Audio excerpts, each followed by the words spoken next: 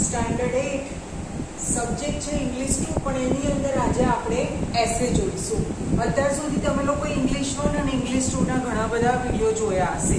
English 1 માં આપણે text બુકમાંથી અભ્યાસ કરીએ છીએ અને ઇંગ્લિશ 2 માં ગ્રામર કે કોમ્પોઝિશન અને જનરલ ઇંગ્લિશમાંથી અભ્યાસ કરીએ છીએ. પણ હજુ સુધી આપણે એક એસે નથી લીધા. તો આજે આપણે બે એસે જોઈશું. ઓકે, ફર્સ્ટ એસે આપણે જોઈશું માય સ્કૂલ વિશે. ઓકે, ચલો પોઈન્ટ લખું અને પછી તમને એક્સપ્લેન કરું છું.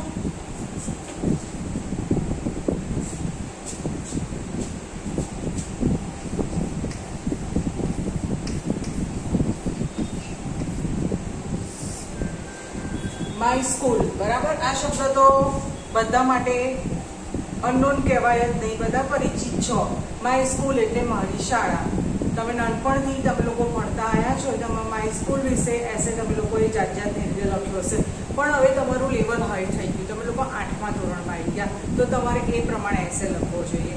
ઓકે, તો ફર્સ્ટ પોઈન્ટ ઓબ્વિયસલી કયો આવશે? નેમ. ઓકે, અહીંયા હું હેડિંગ મારી દઉં.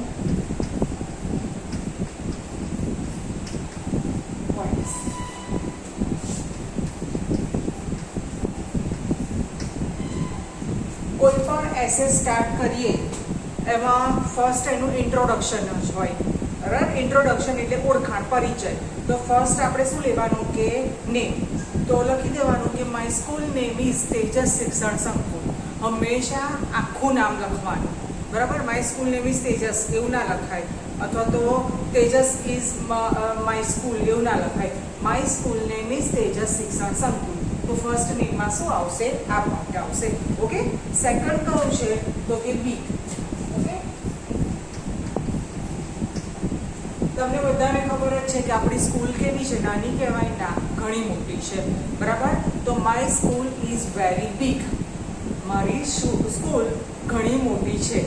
એક સેન્ટેન્સ બોલીશ અને એનું ગુજરાતી કરીશ કે my school name is Tejas શિક્ષણ સંકુલ, કે મારી શાળાનું નામ તેજસ શિક્ષણ સંકુલ છે.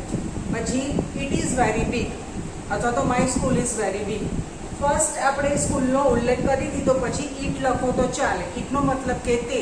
તો હવે તમને ખબર પડે જ કે હવે રીતે તમે જે પણ ઉલ્લેખ કરશો એ બધું શું હશે? તો કે સ્કૂલ વિશે હશે. તો ઇટ ઇઝ વેરી બિગ, કે તે ઘણી મોટી છે. ઓકે, નેક્સ્ટ કયો આવશે?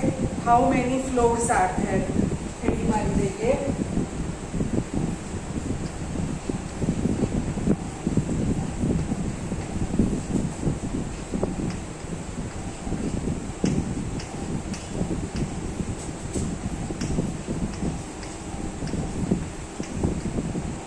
હવે તમે ક્વેશ્ચન પૂછ્યો છે ફ્લોર, FLOOR.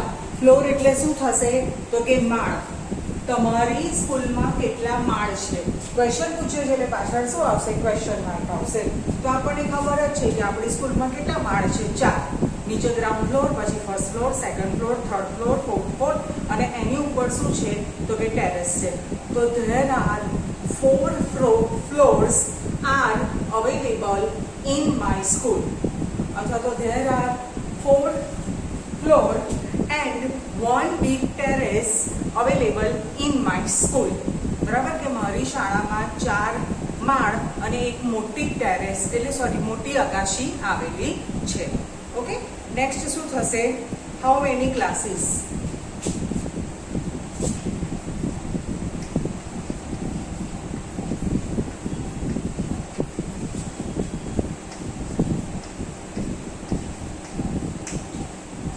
ઓકે, આની પહેલાના જ વિડીયોમાં મેં તમને લોકોને કીધું હતું કે કાઉન્ટ કરી શકાય એવી વસ્તુ હોય એનો ઉલ્લેખ કરવો, એનો ક્વેશ્ચન પૂછવો હોય તો આપણે શું લખવું પડે?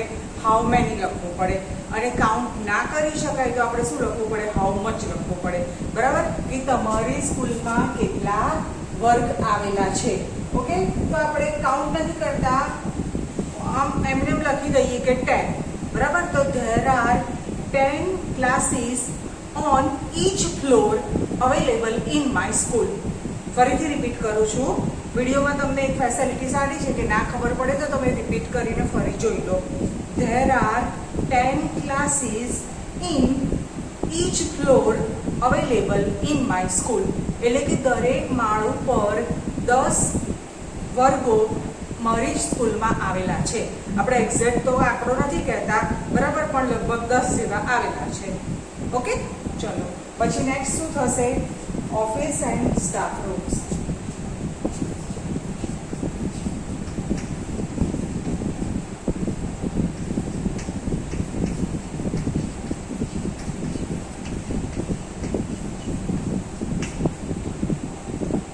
ઓકે ચલો. There are 3 offices in my school. First one is chairman sir office, second is director madam office, and third is clerical office. બરાબર કે મારી સ્કૂલમાં 3 ઓફિસ આવેલી છે. First one is chairman sir office, એટલે પહેલી કોની છે તો કે ચેરમેન સરની ઓફિસ. Second is director ma'am office, બીજી ઓફિસ કોની છે તો કે ડાયરેક્ટર મેડમની. And third is clerical office, ત્રીજી કઈ છે તો કે ક્લાર્ક લોકોની ઓફિસ. બરાબર. પછી આવે સ્ટાફ રૂમની વાત. તો there are 2 staff rooms available in my school. 2 staff room છે. તમને ખબર જ છે કે એક મોટો છે કે જે તમે લોકો સેકન્ડ ફ્લોર ઉપર જોઈ શકો છો તો મોટો, અને બીજો એ જ ફ્લોર ઉપર વચ્ચે એક ક્લાસ છોડી અને નાનું સ્ટાફ રૂમ છે. તો થયા ને 2 ક્લાસરૂમ, સોરી સ્ટાફ રૂમ. કે there are 2 staff rooms available in my school. Okay. Next શું આવશે? Assembly hall. Yes,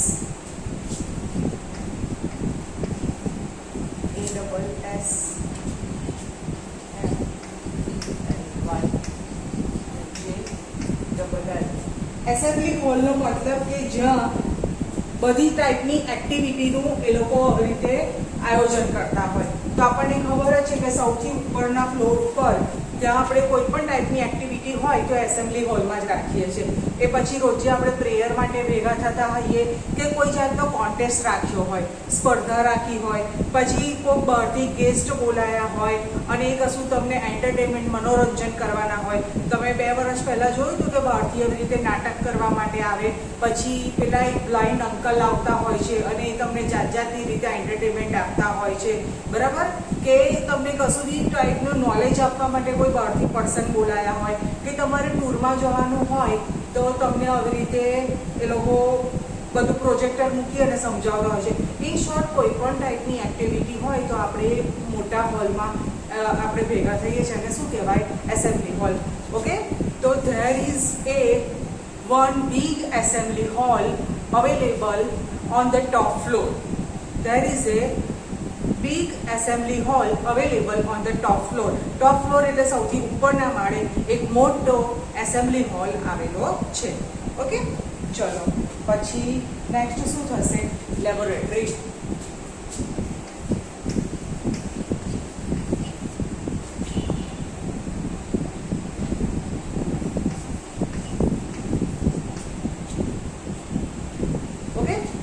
There are different 4 types of laboratories available in my school. There are different 4 types of laboratory available in my school. એટલે કે મારી સ્કૂલમાં 4 જુદી જુદી જાતની laboratory આવેલી છે. આપણે શોર્ટ નેમ લેબ પણ વાપરી શકીએ, પણ અહીંયા પોઈન્ટમાં આપણે આખું લખીએ. First is computer lab. પહેલી કઈ છે? Computer lab. 2 types of computer lab available in my school. બરાબર. First is big and second is small. બરાબર. 2 ટાઈપની કોમ્પ્યુટર લેબ છે. એક કેવી છે? મોટી છે અને બીજી નાની છે. ફર્સ્ટ કઈ થઈ? Computer lab. Second is physics lab. ફિઝિક્સને ગુજરાતીમાં કહેવાય ભૌતિક શાસ્ત્ર. તમે 10th પછી સાયન્સ લો તો એમાં તમને 3 ટાઈપનું પ્રેક્ટિકલ કરવાનું આવે. લોકોને ભણવાની ઉપરાંત પ્રેક્ટિકલ પણ કરવાનું આવે. તો first is physics lab. Spelling લખું છું અહીંયા.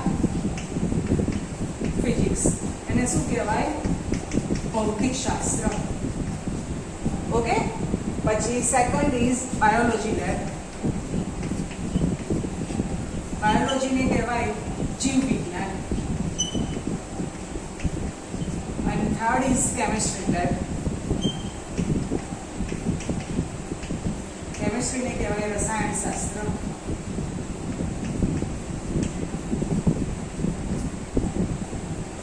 ઓકે. ફિઝિક્સની અંદર તમે લોકો સાયન્સમાં ભણો છો દળ, વજન, ઘન, બરાબર. પછી તાપમાન, એ બધું ફિઝિક્સ કહેવાય, ભૌતિક શાસ્ત્ર કહેવાય. પછી જીવ વિજ્ઞાન એટલે એમાં વનસ્પતિ શાસ્ત્ર હોય, પ્રાણી શાસ્ત્ર હોય. બરાબર. પ્રાણીશાસ્ત્રને ઝૂઓલોજી કહેવાય અને વનસ્પતિશાસ્ત્રને બોટની કહેવાય. પાછા એમાં 2 પાર્ટ પડતા હોય, બરાબર. તો એમાં તમારે કોઈ પણ જાતનો કોષ આવી રીતે માઇક્રોસ્કોપમાં મૂકીને જોવાનું હોય, બરાબર, એ બધું હોય. પછી કેમિસ્ટ્રી એટલે રસાયણશાસ્ત્ર, પાણીનું equation H2O, carbon dioxide CO2, મીઠું જેને સોડિયમ ક્લોરાઇડ કહેવાય NaCl, બરાબર. આ બધું શું છે તો કે કેમિસ્ટ્રી છે, રસાયણશાસ્ત્ર. એમાં ઓર્ગેનિક ને ઇનઓર્ગેનિક 2 આવે. ઓર્ગેનિક એટલે કાર્બનિક અને ઇનઓર્ગેનિક એટલે અકાર્બનિક, બરાબર. એ તમે 10th પછી સાયન્સ લેશો તો એની અંદર આ બધું આવશે.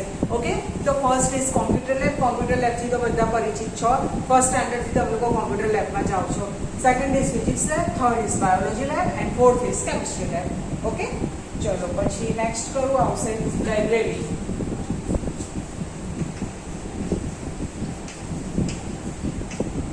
Okay, there is a one big library in my school.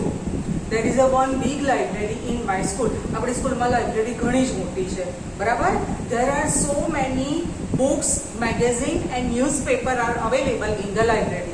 There are so many books, magazines and newspaper are available in the library. બરાબર. એ લાઇબ્રેરી ઘણી મોટી છે અને એમાં જુદી જુદી જાતની ચોપડીઓ, મેગેઝિન્સ એટલે સામયિકો અને ન્યૂઝપેપર એટલે વર્તમાનપત્ર આવેલા છે. ઓકે, ચલો પછી છે નંબર ઓફ સ્ટુડન્ટ્સ.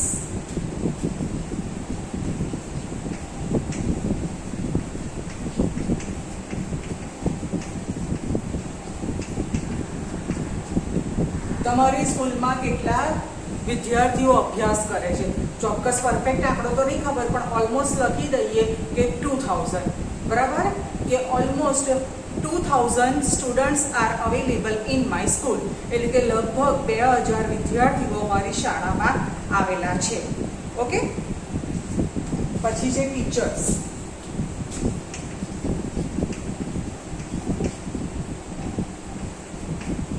કેટલા ટીચર આવેલા છે? તો એ પણ આ બધું એક્ઝેક્ટ ના લખવાનું હોય, રાઉન્ડ ફિગર હોય, થોડું આગું પાછું હોય તો ચાલે.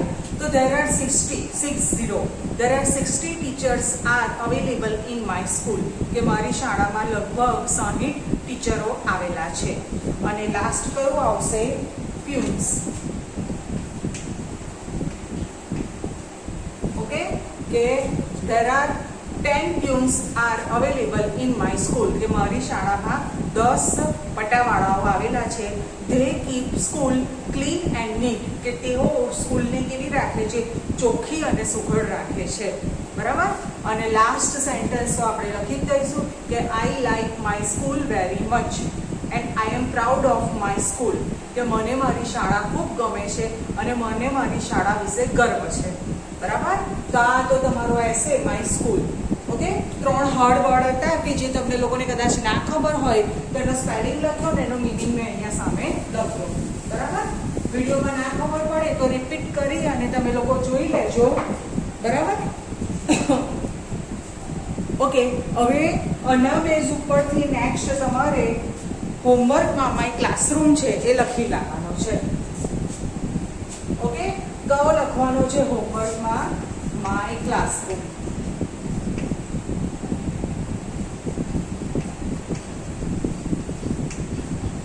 એમાં લખવાનો છે તમારે HW માં. ઓકે, ચલો નેક્સ્ટ કયું આવશે? બીજો એસે લઈએ માય કન્ટ્રી.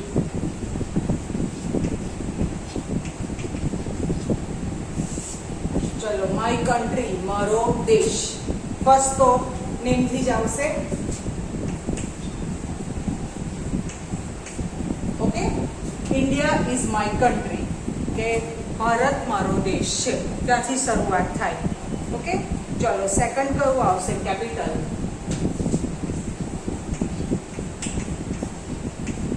કેપિટલ એટલે રાજધાની. એક વિડીયોમાં મેં કીધું હતું, જો તમે કદાચ ધ્યાનથી સાંભળ્યું હોય, કે આપણે જે રહીએ છીએ સ્ટેટ કયું છે? ગુજરાત. તો એનું કેપિટલ કયું છે? તો કે ગાંધીનગર. પણ ઇન્ડિયા આપણું કન્ટ્રી છે, એનું કેપિટલ કયું છે? દિલ્હી. DELHI. તો Delhi is the capital of India, અથવા તો the capital of India is Delhi, બરાબર. ફરીથી કહું છું, કોઈ પણ સિટી, કોઈ પણ કન્ટ્રી કે કોઈનું બી નામ સેન્ટેન્સમાં ગમે તે પોઝિશનમાં હોય ફર્સ્ટ લેટર કેવો આવે? કેપિટલ. બરાબર. તો the capital of India is Delhi. તો દિલ્હી ક્યાં આવ્યું? સૌથી છેલ્લે. તો પણ ડી કેપિટલ કરવાનું. અથવા તો બીજી રીતે પણ લખાય કે Delhi is the capital of India, કે દિલ્હી એ ભારતની રાજધાની છે. ઓકે, ચલો પછી નેક્સ્ટ કયું આવશે? National language.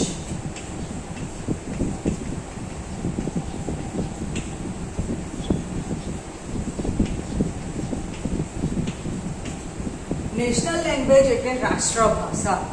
આપણે ગુજરાતમાં રહીએ છીએ તો આપણી મધર ટંગ કહેવાય. મધર ટંગ એટલે માતૃભાષા. આપણે અહીંયા સ્કૂલમાં હોઈએ કે ઘરમાં હોઈએ કે કોઈ બી જગ્યાએ જઈએ, મંદિરમાં જઈએ, મોલમાં જઈએ, રેસ્ટોરન્ટમાં જઈએ કે કોઈ બી જગ્યાએ કે રોડ ઉપર આપણે કોઈ ઓળખીતી વ્યક્તિ મળી જાય તો આપણે વાતચીત શેમાં કરીએ છીએ? ગુજરાતીમાં કરીએ છીએ. તે આપણી મધર ટંગ કહેવાય, માતૃભાષા. તો Gujarati is our mother tongue. પણ અહીંયા આપણે શેની વાત કરી છે? આપણા કન્ટ્રી વિશેની વાત છે, આપણા સ્ટેટ વિશેની વાત નથી, કન્ટ્રી વિશેની વાત છે, દેશ વિશેની વાત છે. તેમાં આવશે નેશનલ લેંગ્વેજ એટલે રાષ્ટ્રીય ભાષા. તો Hindi is our national language. Hindi is our national language, કે હિન્દી અમારી રાષ્ટ્રભાષા છે.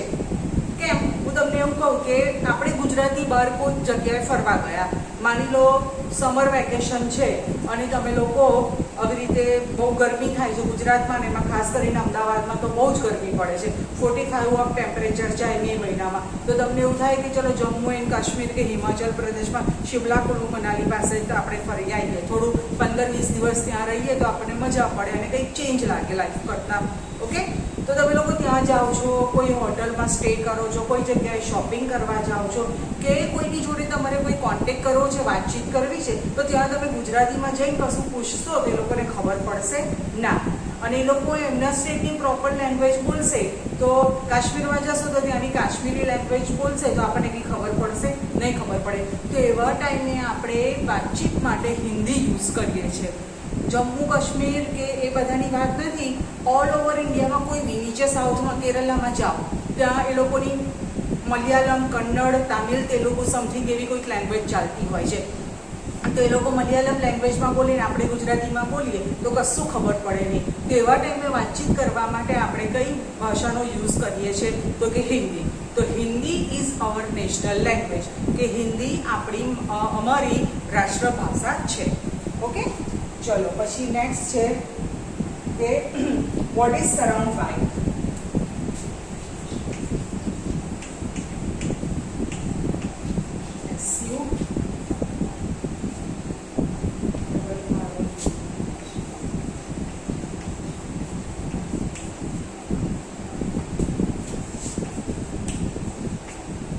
સરાઉન્ડ બાય એટલે ઇન્ડિયાની આજુબાજુથી શું ઘેરાયેલું છે, શું આવેલું છે. તો તમે મેપ જોશો તો તમને ખબર છે, એક બાજુ પાકિસ્તાન છે, એક બાજુ ચાઇના છે, નીચે શ્રીલંકા છે. બરાબર, એ બધાની વાત નથી કરતા, પણ અહીંયા આપણે બીજી વાત કરીએ છીએ. ઓકે, તો જો જેમ ફિઝિક્સ, કેમિસ્ટ્રી, બાયોલોજી લખેલું ને એમાં હું લખું છું કે ફર્સ્ટ કયું આવશે? તો કે નોર્થ. બરાબર, નોર્થ એટલે શું આવશે? ઉત્તર. બરાબર, તો ત્યાં શું આવેલો છે? Himalaya. Okay, the Himalaya mountain available in the north direction. બરાબર, કે ઉત્તર બાજુ, ઉત્તર દિશામાં શું આવેલું છે? તો કે હિમાલય માઉન્ટેન એટલે પર્વત આવેલો છે.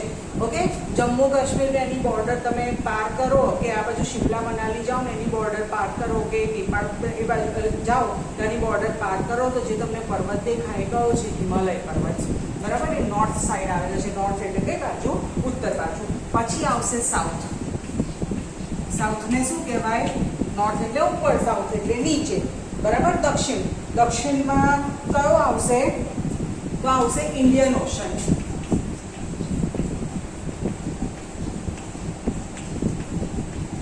ઇન્ડિયન ઓશન આ તમે લોકો આવી રીતે એસએસમાં આવી રીતે જ્યોગ્રાફીમાં, ભૂગોળમાં ભણ્યા હશો. ઇન્ડિયન ઓશન એટલે શું કહેવાય? હિન્દ મહાસાગર. બરાબર, એને શું કહેવાય? Indian ocean. બરાબર, તો સાઉથમાં શું આવેલું છે? Indian ocean. પછી વેસ્ટ, આપણે જે ગુજરાતમાં રહીએ છીએ કઈ સાઈડ છે? વેસ્ટ સાઈડ છે.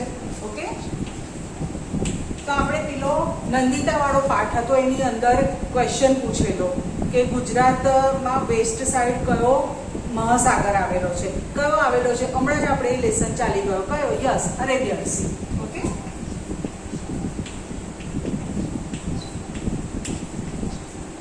બરાબર, કે વેસ્ટ સાઈડે કયો મહાસાગર આવેલો છે, તો કે અરેબિયન મહાસાગર. બરાબર, નોર્થ, સાઉથ, વેસ્ટ અને હવે આવશે ઈસ્ટ. ઈસ્ટ એટલે પૂર્વ, આપણા ગુજરાતની સામે જે અસમ ને એ બધું આવેલું છે ને એ બાજુ. બરાબર, તો ત્યાં શું આવશે, બે ઓફ બેંગલ.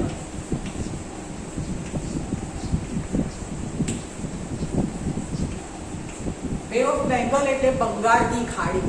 એ પણ એક જાતનો દરિયો જ છે, પણ એને શું કહેવાય, બે ઓફ બેંગલ એટલે બંગાળની ખાડી. જેમ ફિઝિક્સ, કેમિસ્ટ્રી, બાયોલોજી નવું હતું એમ આ 4 શબ્દ તમારા માટે નવા છે તે મેં લખ્યું. બરાબર, ચલો નોર્થ. નોર્થ એટલે પૂર્વમાં શું આવેલું છે, તો કે હિમાલય. સાઉથ, સાઉથ એટલે દક્ષિણ. દક્ષિણમાં શું આવેલું છે, ઇન્ડિયન ઓશન એટલે કે હિન્દ મહાસાગર. પછી વેસ્ટ, વેસ્ટ એટલે પશ્ચિમમાં, જ્યાં આપણે ગુજરાતમાં રહીએ છીએ એ જગ્યાએ. બરાબર, ત્યાં અરેબિયન સી, અરેબિયન મહાસાગર આવેલો છે. અને ઈસ્ટ એટલે પૂર્વમાં બે ઓફ બેંગલ એટલે બંગાળની ખાડી આવેલી છે. ઓકે, આ બહુ મસ્ત પોઈન્ટ છે.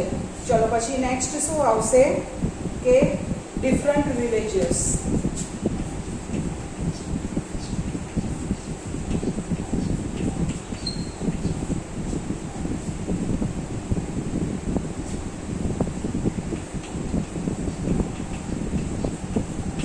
ડિફરન્ટ એટલે અલગ અલગ અને રિલિજન્સ એટલે ધર્મ.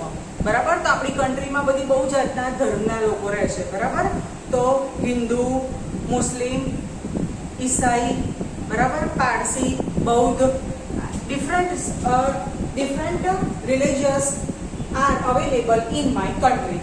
બરાબર, સૌથી વધારે હિન્દુ લોકો રહે છે એટલે જ નામ એનું બીજું કયું છે, હિન્દીમાં કહીએ તો હિન્દુસ્તાન, પછી સાદી ભાષામાં કહીએ તો ભારત, અને ઇંગ્લિશમાં કહીએ તો ઇન્ડિયા. બરાબર, તો ઘણી બધી જાતના લોકો રહે છે. ઓકે, પછી શું આવશે, yes, great man and woman. Okay, land of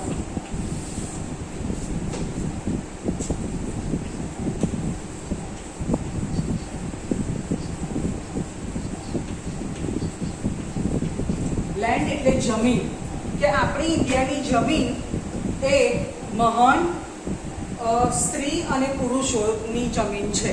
okay, તો લખવાનું મહાત્મા ગાંધી, સરદાર વલ્લભભાઈ પટેલ, પંડિત જવાહરલાલ નહેરુ. આ બધા કોણ થયા, ફ્રીડમ ફાઇટર, સ્વતંત્ર સેનાની. એની જોડે કોમા કરીને લખવાનું કે આપણા સાયન્ટિસ્ટ હતા સર સીવી રામન. બરાબર, પછી પેલા આપણા જે પ્રેસિડન્ટ હતા એપીજે અબ્દુલ કલામ. બરાબર, પછી આ બધા થયા ગ્રેટ મેન. પછી વુમનની વાત થાય તો રાણી લક્ષ્મીબાઈ, પછી ઇન્દિરા ગાંધી અને મધર ટેરેસા. બરાબર, આ great man and woman were available in India. બરાબર, કે એ બધા ઇન્ડિયામાં આવેલા હતા. ઓકે, પછી નેક્સ્ટ કયું આવશે, ઇન્ટરેસ્ટેડ પ્લેસીસ.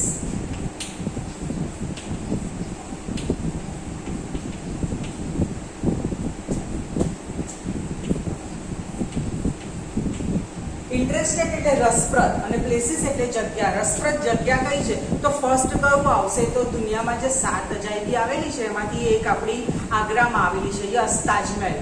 બરાબર, તો there are so many interested places are available in my country. કે there are so many interested places are available in my country. લખવાનું કે લાઈક તાજમહેલ. બરાબર, પછી દિલ્હીમાં જે આવેલું છે લોટસ ટેમ્પલ. બરાબર, એ લખવાનું. પછી આપણા અમદાવાદનું લખવાનું કે કાંકરિયા પ્લેસીસ.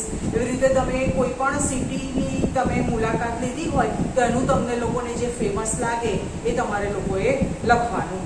ઓકે, પછી હૈદરાબાદમાં આવે છે ચારમિનાર, પછી બોમ્બેમાં તો ઘણું બધું આવે છે, એમાં લખી દેવાનું કે ઇન્ડિયા ગેટ, પછી ગેટવે ઓફ ઇન્ડિયા. બરાબર, આ different places available in my country. Okay, અને પછી છેલ્લું કયું આવશે, પ્રાઉડ. બરાબર, કે I am proud of my country, કે મને મારા દેશ ઉપર શું છે, તો કે ગર્વ છે. ઓકે, તો આ તું આપણા ઇન્ડિયા વિશેની વાત.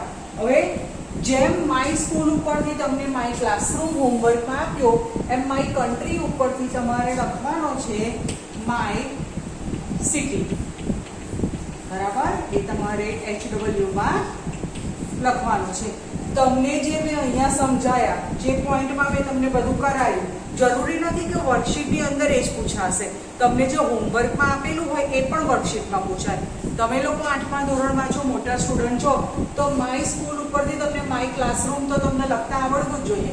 અને માય કન્ટ્રીની જગ્યાએ તમને માય સિટી હોય, માય સ્ટેટ હોય, માય વિલેજ હોય, એ બધું તમને લખતા આવડવું જોઈએ. અમદાવાદ વિશે તો ઘણું બધું લખાય. માય સિટી એટલે અમદાવાદની વાત થાય ને, તેમાં ઘણું બધું લખાય. ઓકે સ્ટુડન્ટ, આજે આપણે 2 એસે કમ્પ્લીટ કર્યા, માય સ્કૂલ અને માય કન્ટ્રી.